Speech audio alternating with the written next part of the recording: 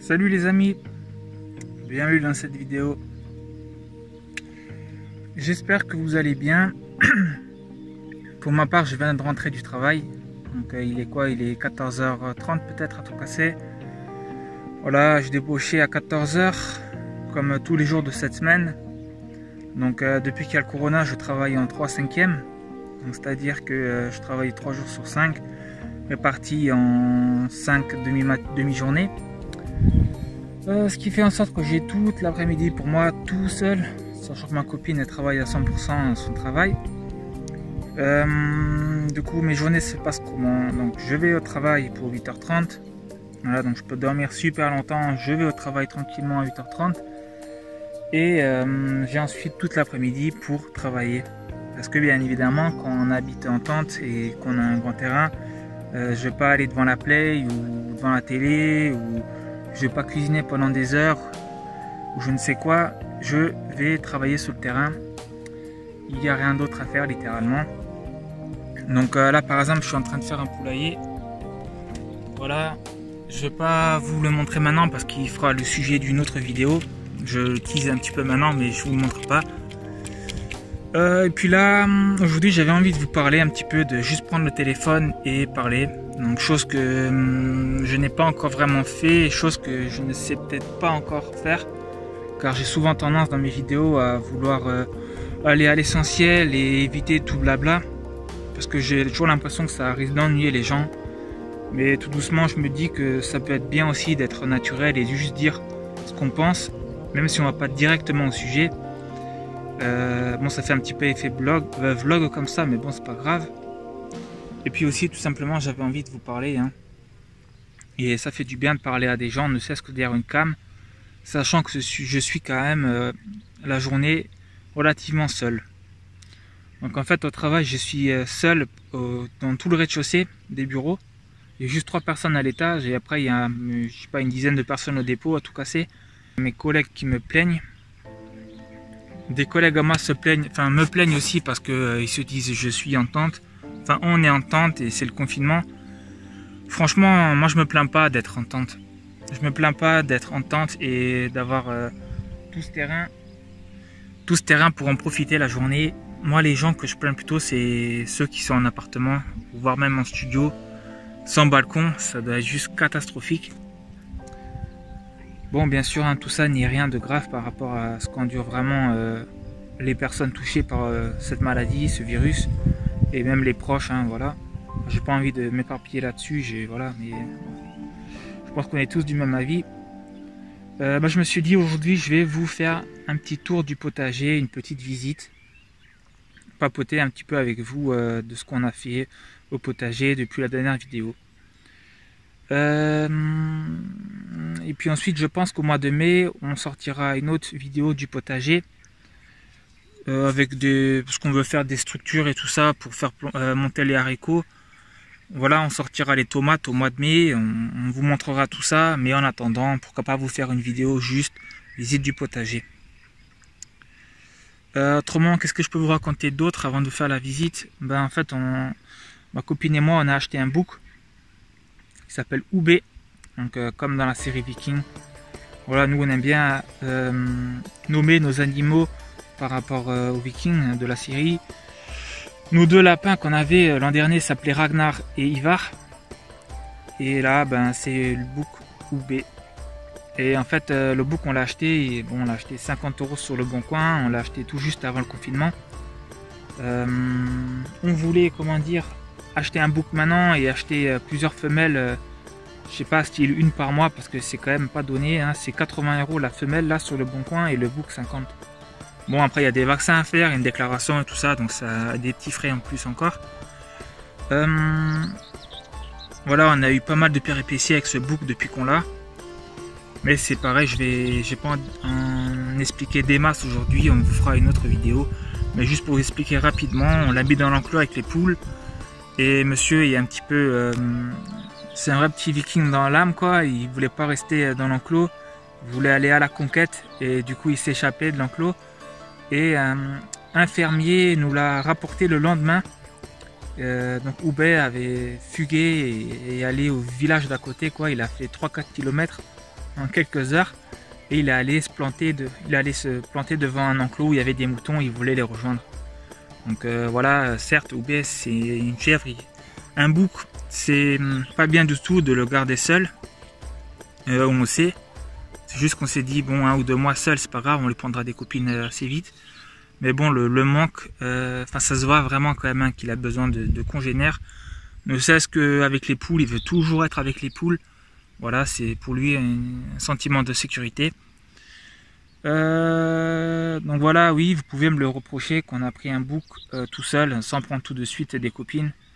Après, ma foi, l'éleveur, lui, il avait prévu de le manger, parce que il mange les boucs. Les boucs qu'il n'arrive pas à vendre, il les mange. Donc si on l'avait pas pris là, malgré qu'il soit seul, il serait peut-être déjà dans une assiette en fait. Après, bon, je critique pas non plus les gens qui mangent leur bouc, car je trouve que pour les consommateurs de viande, je pense qu'il n'y a rien de mieux que de manger ses propres animaux, parce qu'on sait où ils ont grandi, on sait ce qu'on leur a donné à manger, et on sait de quelle manière on les tue, s'ils souffrent ou pas. Voilà. Bon, je vais arrêter de blablater là, et on va passer à la visite du potager. Allez, descends mon grand, on va leur montrer le potager.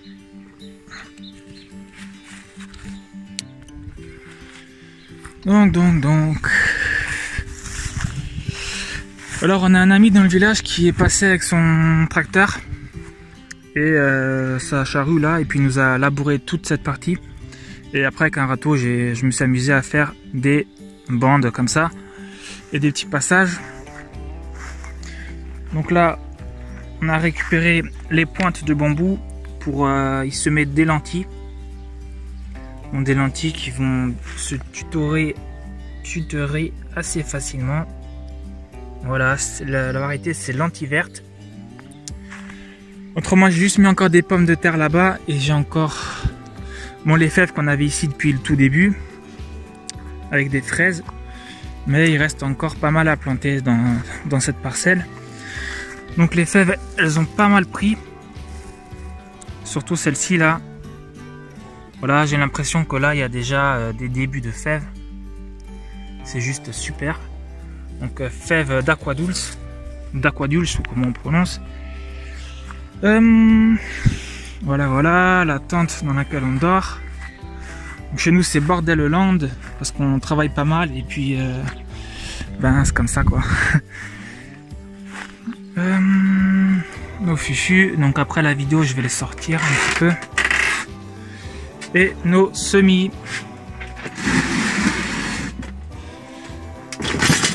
Donc je n'avais fait une vidéo il n'y a pas très longtemps, là vous pouvez voir l'évolution. Par contre on a les limaces qui font pas mal de ravages, même dans le haut-vent. C'est juste catastrophique. Donc choux de Bruxelles, melon de Cajarrie, haricots nains, courge bolognaise, persil, tomate qui ne prend pas, tomate qui prend à peine avec un petit plant, pané là en bas, mais de citronnier, tomates. Donc là c'est pareil, il n'y a pas grand chose qui pousse. En fait dans ce auvent il fait pas mal, je sais pas, il fait vraiment, j'ai l'impression qu'il fait trop lourd pour les plantes en fait. Pommes de terre qu'il faut que je sorte plus vite. Mon laitue qui n'a pas pris, au final dans ces petits trucs je trouve ça assez nul, parce qu'il n'y a pas beaucoup de terre et ça s'évapore assez vite, et finalement c'est très vite sec et tout dur. Voilà, surtout dans le haut-vent quoi. Aubergine, donc là je suis content, on a 3 plants qui ont pris. Et courge pépose, donc c'est les fameux trucs qui vont devenir énormes normalement. Haricots, pois, rames, donc c'est avec cela qu'on veut faire une espèce de tonnelle en grillage, comme dans les vidéos du potager d'Olivier, je vous le mets en description. Voilà, donc on va prendre cette variété et encore une autre.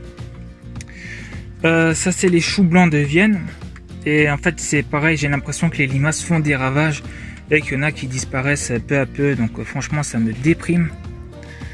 Parce que au bout d'un moment, si les limaces elles mangent, et qu'on resème, au bout d'un moment il n'y a plus rien dans le paquet quoi. Donc on va voir. Là je fais de la bouture d'hortensia. Donc merci encore à toi Jérémy de nous en avoir donné. Voilà, je vais assez vite pour pas vous ennuyer non plus. Il est là notre petit nouveau là, Oubé. Il est attaché à ce piquet, il a tout ça, et là il a des ronces qu'il peut manger. Il adore les ronces, hein. Il fait bien son travail. Et nos poupoules qui vont bientôt vivre là-dedans. Les fameuses hortensias que Jérémy nous a données, va falloir que je les plante. Le petit abri de Houbet où il dort. Des semis de fleurs. Ça c'est la butte permaculture qu'on a créée tout début quand on est arrivé sur le terrain. Donc il y a quelques mois seulement. Ça c'est une carotte qu'on a cultivée en pot depuis l'an dernier. Et là j'ai l'impression qu'elle va monter en fleurs, donc c'est vraiment ce qu'on espérait. Poireau qui s'est fait pas mal défoncer par les limaces et qui a dû reprendre à chaque fois. Donc si on n'avait pas eu autant de limaces, il serait déjà bien plus grand. C'est pareil pour celui-là. Une betterave qui a vraiment bien pris. Donc je pense qu'on va la laisser monter en fleurs aussi. Une autre betterave. Des radis. Là c'est pareil, c'est juste... franchement ça me déprime, hein, ces limaces. Là vous pouvez voir l'ampleur des radis quand on déterre un peu. Franchement c'est ça l'inconvénient des buttes. Vous arrosez sur une butte. Après l'eau elle dégouline comme ça. Et en fait ça enlève le terreau et les plantes se trouvent à nu en fait. Du coup je suis à chaque fois obligé de les protéger un petit peu. Donc là il y a quand même quelques radis que j'aimerais faire monter en graines et voir si je peux récupérer les semences.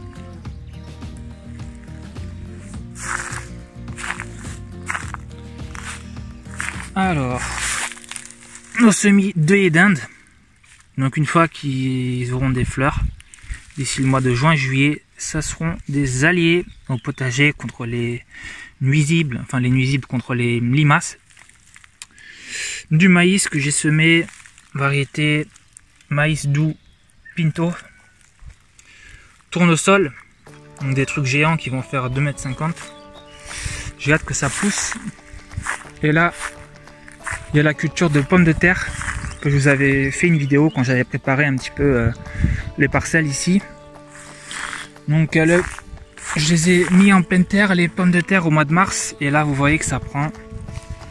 Voilà, entre deux des plants de fraises. Et là il y a du blé qui repousse par rapport à la botte de paille. Voilà qu'on a fait le paillage.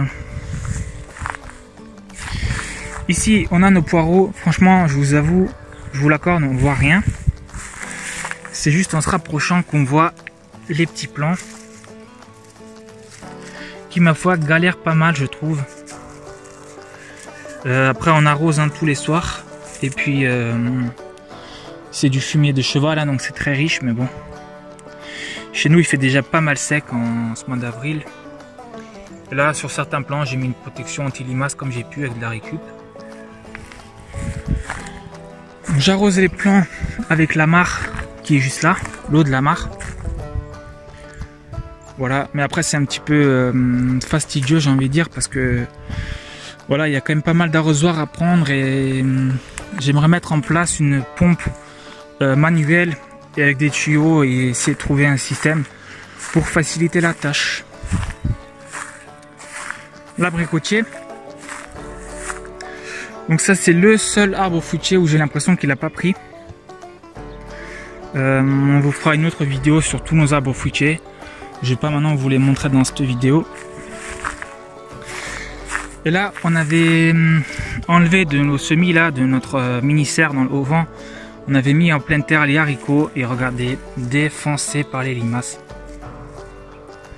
Donc c'est pareil, hein, le matin je m'amuse, le soir je m'amuse à les protéger comme ça, mais est-ce que c'est vraiment une bonne solution? Je sais pas. Nos fraises.